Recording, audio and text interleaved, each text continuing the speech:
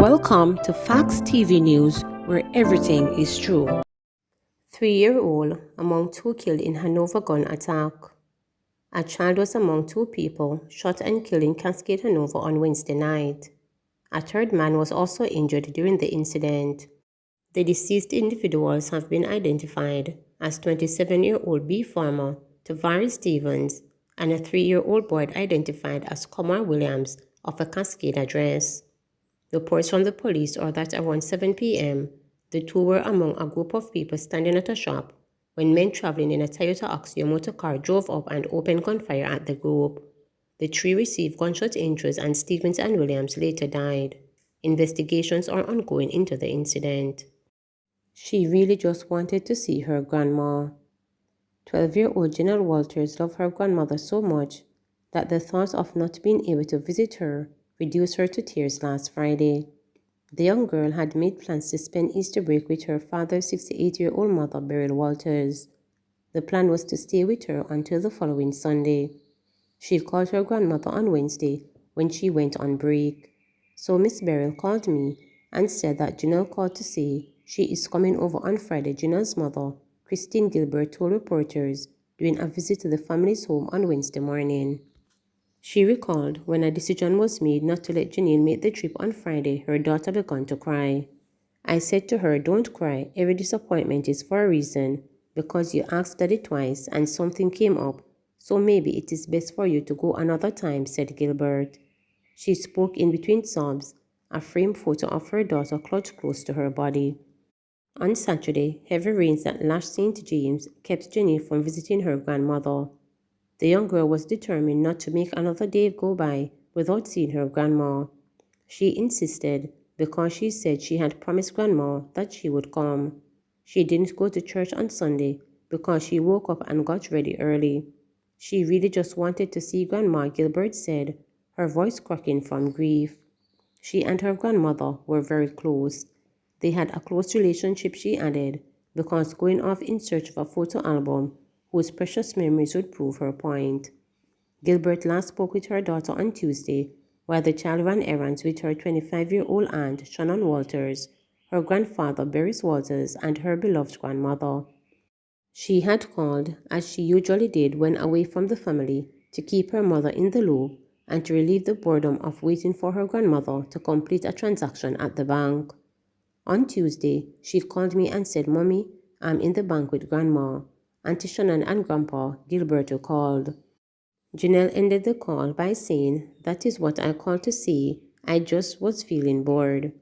Her daughter, Gilbert said, was an A student who dreamed of becoming a doctor. She was a grade 7 student of the Montego Bay High School. She was always happy and she was always very active in the church. She loved Korean movies and she would always tell me that she can speak their language, said her mother before she was overcome with emotion. A few minutes before the interview, the distraught mother had been seen sitting on her child's bed, staring forlornly out of the window. For Jenny's father, Nicholas Walters, the grief is just as gut-wrenching. The moment the family realized something was wrong, it etched into his memory. "I was here sitting and watching the television when I saw the flooding in Montego Bay. It was about some minutes to 6 in the evening," he said. He alerted Gilbert, who ran to turn on the radio. The couple would soon learn that their family was in danger. As she turned on the radio, she heard the news that a car had washed away. Same time she got a call that it was our daughter, Walters said, as he wiped tears from his eyes. "I tried to call their phones, but there was no answer. So me decided say me go there. I didn't see anybody there, so I drove to the Freeport police station," said Walters. He was the one who verified the body taken from the sea near Freeport Wharf was indeed his eldest child. On Wednesday afternoon, neighbors gathered at the family's home, speaking in hushed tones and ready to provide any help needed. "We are giving him all the support he wants. If even every day we have to come up here," said the German Woolery, Walter's co-worker. Young Jenna's tragedy, this has been a heavy blow for them as well. "Me feel mash up. Me did a drive go home last night and me have to just stop and park," the man said. Woolery continued, "Know her a long time from she about 4 years old. She was a good little girl, very bright." Member of Parliament Roy Clark, Jamaica Labour Party St. James Central, who is a political representative for the community where the family lives, visited Wednesday and offered his condolence. The father is a good friend of mine. We play cricket together, and it is a very sad state. We are in full support of them in their time of grief. Whatever assistance I am able to do, I will definitely assist, Clark told reporters. The MP said the tragedy has touched the hearts of many residents living in Cornwall Courts, as two young boys had drowned after being washed away by floodwaters a few years ago. Up to late Wednesday, there was no sign of Beryl Walters. Emergency teams from the fire brigade, the police, and other agencies spent much time during the day combing the banks of the Barnett River for some signs of Janelle's beloved grandmother. The car in which they were traveling in was pulled from the Barnett River earlier in the day. It had been pushed by storm waters into the murky churning water of the river about 3:30 p.m. on Tuesday. Barris Walters and his daughter Shannon were rescued. Little Jenny's body was found on Tuesday night. Prime Minister Andrew Holness states that the government will be seeking to engage our youth through an expanded service training program, the goal of which is to absorb youth leaving the school system and to provide them with requisite training skills that will allow them to join the labor force and become productive members of society. You would have heard me make a statement about 3 weeks ago that we have to now consider a kind of mandatory national service for training. And when we use the term mandatory, there are some people in the society who get nervous. Oh, I don't want my son to be in any, mandatory service. And then we hear people use terms such as conscription. What we're talking about is far from that. The challenge we face in Jamaica is that we have significant leakage from our education system. So people will go to school, they will register in a school, but they may not attend and they oftentimes drop out. They don't get skills and they end up in a subculture in an underground society. And many of them become captured by gangs and they end up in a life of crime and they end up in a part of our society which we don't know of, we don't see them, but we only see the effects. In particular, our young men who are the victims of crime, but are themselves the predominant perpetrators of crime. And we would have loved to have them working on our sites, working in our call centers, working in our logistics operations, working in our hospitals, working in our schools, but we just don't have them. So we do have underutilized capacity in our population, which we need to bring in a structured and organized way into our labor force, in a coordinated way. We know what the industries are that are emerging on the frontier. So we know that with, possibly 8 new hotels, we can calculate how many bellmen, how many persons to maintain the rooms, how many groundsmen, and how many tilers and plumbers and carpenters you're going to need. And so we have placed HEART on alert, that is our human resource training entity, that we are going to have to go and find these people, put them in a streamlined mechanism to get them trained and provide them very quickly. If we don't do that, then there can be no complaints if we have to import labor into the country. And we are seeing an increase in requests for labor, particularly skilled labor, into the country. Now, put yourself in my shoe. I want the development. How am I going to get it done?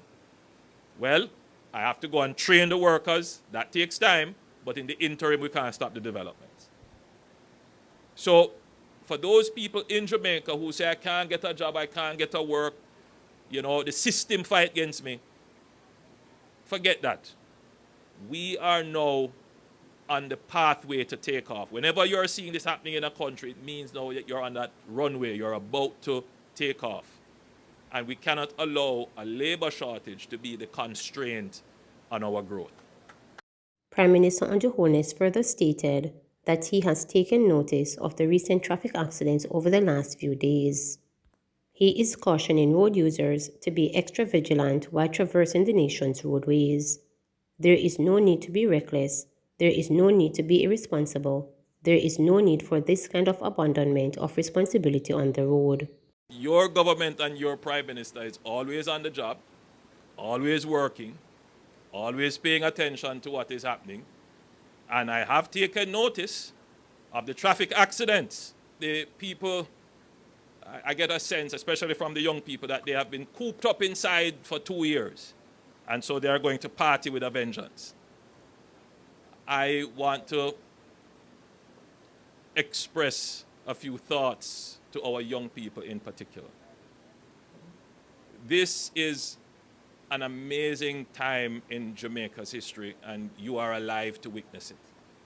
We want you to be around to enjoy the growth and the prosperity.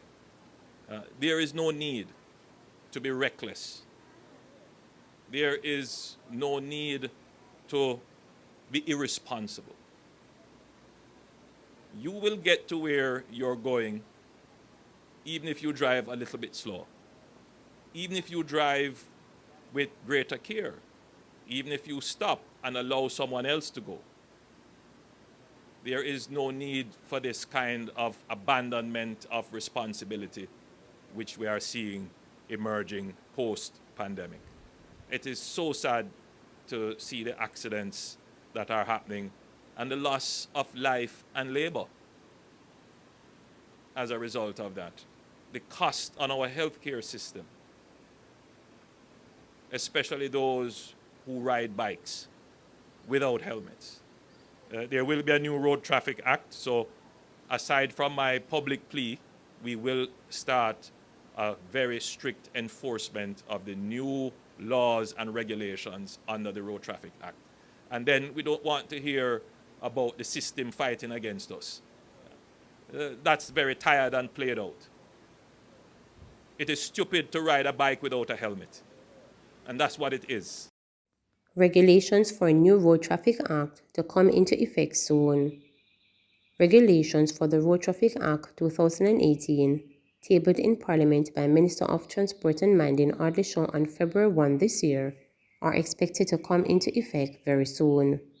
Minister Shaw, who was speaking at the second Taxi Driver Defensive Driving Seminar on April 20 at the offices of Glens Drive Road in Portmore Town Centre, St. Catherine, said the new regulations will seek to completely revise the mode of conduct of Jamaican roads and will hold road users more accountable for their actions. I am warning everyone that these regulations will be enforced in full. If you break the law, you will be prosecuted, Shaw said. Citing the 133 deaths from road traffic accidents since April 19 this year, Minister Shaw said the government is putting the necessary mechanism in place to increase safety on the nation's roadways. It is evident now more than ever that we need to have strict governance of the roads. Blatant disregard for the law will not be tolerated, he emphasized. Excessive speeding, failure to keep the traffic lane, inappropriate use of the road, and failure to use the necessary protective devices, seatbelts and helmets are the common factors that account for deaths from road traffic accidents. The minister said the Road Traffic Act will work in tandem with the Transport Authority regulations. This government is serious about road safety, and we call upon every Jamaican to play their part to improve safety on the road network, he stressed. Regulations under the Road Traffic Act cover areas such as fitness, registration and licensing of motor vehicles, construction of and equipment for motor vehicles, licensing of drivers, certification of driving instructor, and licensing of driving schools, traffic sign, speed limits, and rules of the road. Please remember to subscribe, like, share, and click the notification bell for daily updates.